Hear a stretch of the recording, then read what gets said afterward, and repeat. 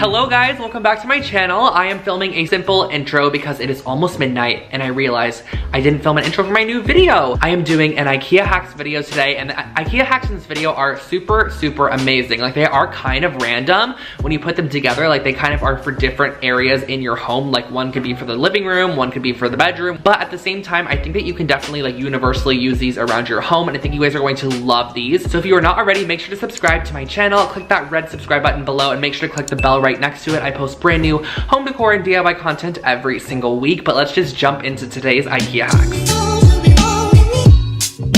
Alright, so first thing is that I need to brush up on my Swedish apparently, because this is called the Hemgejord containers. You get 2 of them in a pack from IKEA, and I'm starting off with these as the base for this hack, and I'm also going to be using some of the macrame cord I featured in my last Amazon video. I'll link it below again for you guys, but I'm basically going to start off by cutting these into strips, and I'm cutting a total of 12 strips. 6 of them are going to be shorter, and then 6 of them are going to be longer. Here are the exact measurements I used. So the reason that we do this is because the center sections of our weaving is going to be the shorter sections, and then the outermost sections are going to be the longer ones. You're going to see what I'm talking about in a second. So grab 2 shorter ones and 2 longer ones and tie them in a knot together.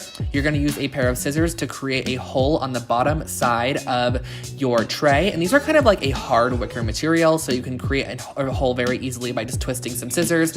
Pull through all 4 strands, and then make sure that the 2 shorter strands are in the center and your 2 longer strands are on either the left and right side. So what we're going to be doing is creating a spiral knot, as I like to call it. It's probably not even called that, but basically how you have to do this is, like I always say, a little bit more easier if you just look at what I'm doing. You're going to take your right strand and pass it over the 2 on the center, and then take your left strand and then go over the top of it, under and through the back side. And from here on out, you're basically going to be repeating those steps until you have your desired length of the actual macrame. I did about 10 inches on mine because I also wanted to add a bead, and then I also just wanted some of the rope to be like very free and not macrameed. So I did a total of 10 inches of this spiral macrame, and as you go, it'll start spiraling. So you're gonna kind of have to twist your tray as you actually macrame, because it's just a little bit easier like that. So here's a little bit of a longer section, and you're just going to complete it off.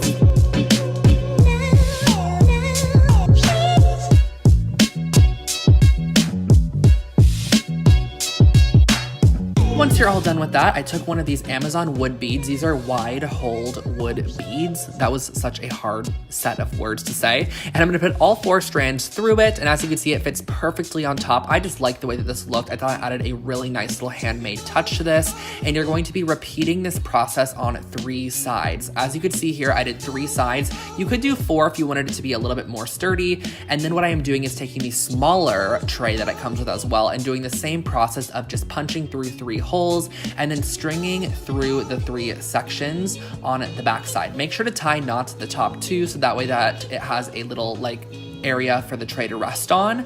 You guys can probably see what it looks like here. It's just basically going to be a hanging tray. And then once I got to the end, I actually went ahead and I just wrapped all 12 strands in a loop, and then I took one of the longest strands and wrapped it around there to kind of just create a very finished off loop. So I repeated this all the way up, wrapped it around. You can tie this off once you get to the end, snip all your extra threads, and I think this is such a cute little plant holder. You can put big plants on this, a collection of small plants, whatever your heart desires.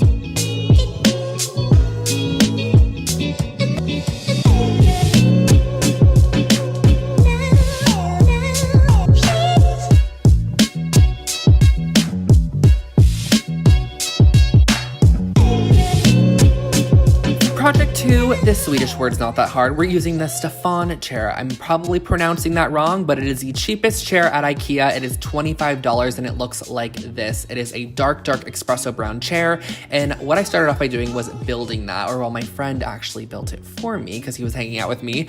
And then I took some of the same exact macrame cord that I used in the first project. There are actually a lot of macrame cord projects in this video. And I took off a long section, and I am going to be doing this kind of like weaving technique that I've been been doing a lot on my channel lately. I swear guys, I'm going to stop it soon, but I'm just obsessed with it at the moment.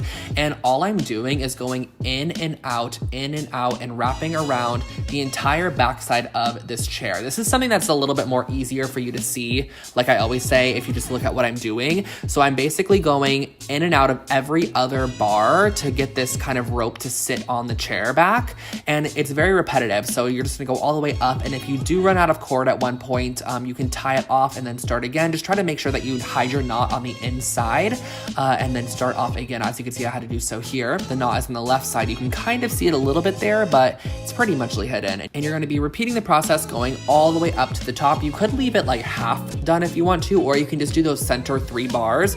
But in the end, I swear to you guys, this $25 chair looks like it could have been like a West Elm $100 or even $200 chair. I love the way that it turned out. And I think if you did this to a large table, like with a set of 8, and you really took your time, it can look so incredibly amazing. And I'm really happy with the outcome.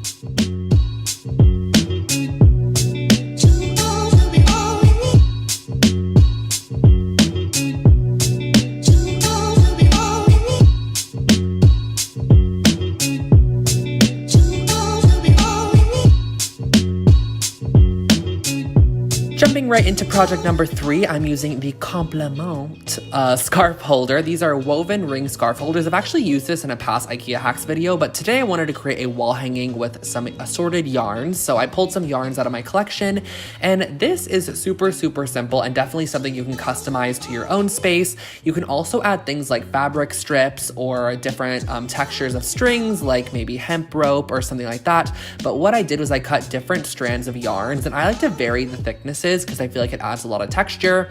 I love this green one too because it has different colors in it, and it also has different thicknesses in it. So basically what I did was I just took them, cut them into strips, and then looped them, and then pulled the ends through the loop and just looped them all across the loops. That was a lot of loops, but I think you guys can kind of tell what I'm doing. I'm looping them everywhere, just filling up the entire bottom section. I was originally going to actually fill the entire thing up, and I thought this was such a great base for a project like this, because when I was thinking to myself, like how people make these yarn hangings, I'm always like, what base did they use to create this? This is such a great base that is super, super affordable. I think this is like $5 at IKEA to create a yarn hanging like this, and you can even pull the yarns off in the future and maybe do a new color palette if you wanted to.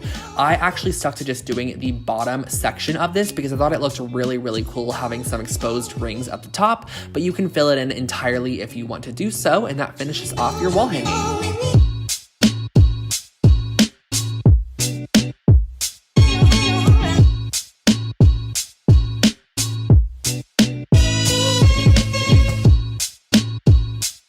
Oh my gosh, guys, this is the one I've been waiting for. I'm using this shelf unit, actually 2 of them. I'm not even gonna try to pronounce it. I think we're over me trying to pronounce these names, but this is a legit hack. It's not really that much DIY'd, but I am hacking the system on one of the items. You'll see what I'm talking about. So I'm gonna unpack everything from both boxes to start off with, and I'm going to be taking the red portions and fully spray painting them white. So here I am naked. Just kidding, I'm actually not, but it looks like I am.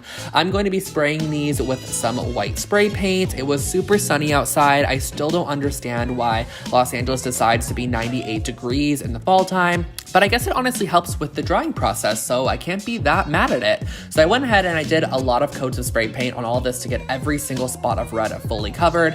I also ended up going in with like a sealant coat in the end, but I forgot to film that portion.